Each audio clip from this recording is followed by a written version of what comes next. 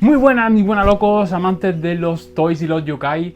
Hoy venimos con un vídeo en el que voy a presentaros un nuevo toy. Si os acordáis, en el último vídeo os presenté una serie nueva de toys en la que estaba trabajando, en la que pues básicamente yo cogía yokai clásicos del folclore japonés y, o sea, tal cual, no como he hecho con mis personajes originales, Wananeko o Dorobani, que he cogido ideas, ¿no?, de aquí y de allá del folclore japonés y he creado algo original, sino que en el caso de estos yokai directamente busco yokai que me gusten y bueno, me inspiro un poco en su historia y les doy un toque un poco más urbano. Esa sería la línea en la que he estado trabajando.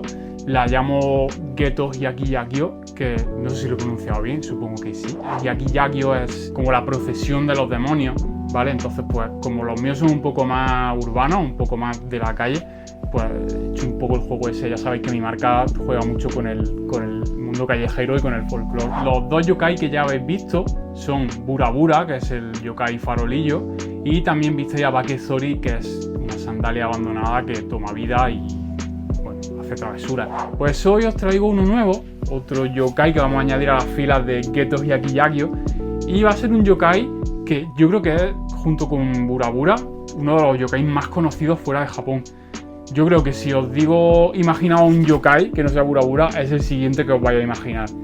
Y no es otro que Karakasa, o también llamado Kasa Obake, que es básicamente una sombrilla que fue abandonada. Igual siempre es el concepto este, ¿no?, de los objetos que se abandonan, que nadie les presta atención durante muchísimo tiempo y que al final acaban cobrando vida para vengarse en cierto modo, ¿no? Pues Karakasa es lo mismo, una sombrilla abandonada que al cabo de un montón de años cobra vida y empieza pues a hacer su movida, su historia y a dar por seguido. Así que sin enrollarme más, vamos a empezar hablando un poco de la historia del yokai, lo que es la historia tradicional. Luego vamos a ver cómo rediseñé al personaje para darle un poquito ese toque más rollo urbano. Luego vamos a ver cómo quedó la escultura. Os voy a enseñar también un poco el proceso de impresión 3D y por supuesto vamos a ver cómo queda la figura ya pintada y terminada. Así que vamos a empezar hablando de la historia de Karakasa. Como ya os adelantaba, Kasa Obake es un objeto que cobró vida y se convirtió en fantasma. Es decir, en antiguo Japón se tenían que inventar historias para que la gente hiciese más uso de objetos que todavía estaban bien y podían usarse.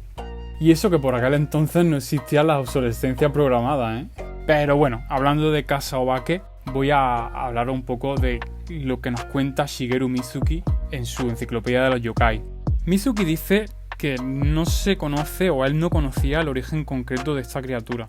Nos cuenta que desde hace mucho tiempo al Kasa Obake se le representa como una criatura de un solo ojo que se ríe sacando la lengua, por lo que él piensa que también encierra cierto carácter entrañable. El Kasa Obake, que por cierto significa paraguas fantasma, parece que es un tipo de yokai que no tiene mucha maldad, sino que simplemente, en cuanto al diseño para mi toy, pues como decía, intenté darle un toque pues rollo urbano, ¿no? Aunque tengo que reconocer que hubo un momento en el que incluso me planteé hacerlo rollo western, como si fuera un pistolero. Pero no. Al final, pues eso, decidí hacerlo rollo urbano, añadiéndole una gorra y unas zapatillas. Mi Karakasa valora mucho el ir bien y la moda. Y es que este Karakasa, después de 100 años abandonado, ahora que ha despertado y ha descubierto la moda actual, dice que si solo tiene un pie, lo tiene que llevar con un buen calzado. Y bueno, locos, ya sabéis cómo funciona esto. Una vez que tenemos el diseño más o menos claro, toca pasarlo a 3D, a escultura. En el caso de Karakasa, y como ya he hecho en muchas de mis figuras, la escultora fue Andrea Calleja. Y lo que estáis viendo ahora son algunas capturas que ya me mandaba conforme iba trabajando en la figura. Incluso en algunas de ellas podéis ver algunas de mis anotaciones para cambios que yo pensaba que podían mejorar la figura o hacerla más fácil de producir. Y ya tenemos la escultura lista para imprimir en 3D.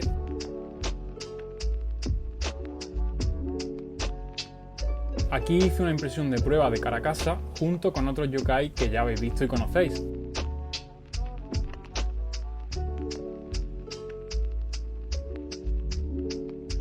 Es extremadamente importante limpiar las impresiones de resina en alcohol isopropílico.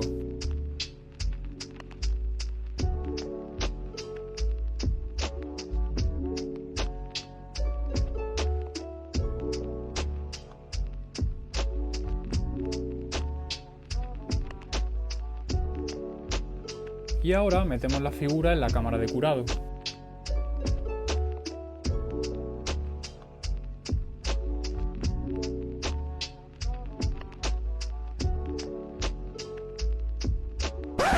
Y lo que vendría ahora es el proceso de lijado, pero es que es tan aburrido y tedioso que prefiero poneros vídeos de gatito antes que a mí lijando la figura. De verdad que lo hago por respeto, ¿eh? Y aquí tenéis el prototipo ya terminado y pintado completamente, que por cierto soy un desastre y se me olvidó grabar el proceso de pintado.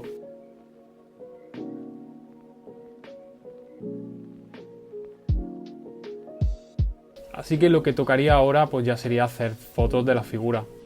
En fin, bueno locos, espero que os haya gustado mi rediseño, mi reinterpretación del yokai Caracasa. Ya sabéis que estas figuras las podéis comprar, las podéis adquirir para apoyar al canal, para apoyar lo que yo hago en mi página que tenéis aquí, stickupmonsters.com. Si os hacéis con uno, hacedle fotos, etiquetadme en ellas, que las compartiré.